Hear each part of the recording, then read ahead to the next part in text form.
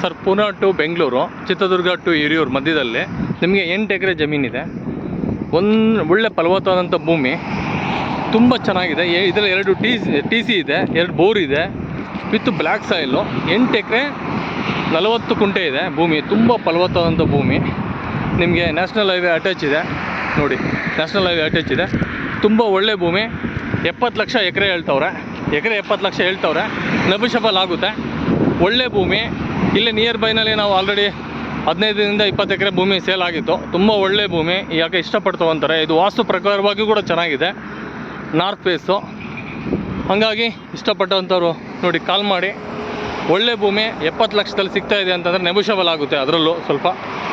ಹಾಗಾಗಿ national ಹೈವೇಗೆ attach ಆಗಿದೆ ನೋಡಿ. ಪೂನಾ ಟು ಬೆಂಗಳೂರು, ಚಿತ್ರದುರ್ಗ. ಇಲ್ಲಿಂದ ಬರೀ ನಿಮಗೆ 16 ಕಿಲೋಮೀಟ್ರ್ ಚಿತ್ರದುರ್ಗ ಆಗುತ್ತೆ, 12 ಕಿಲೋಮೀಟ್ರ್ ಹಿರಿಯೂರು ಆಗುತ್ತೆ.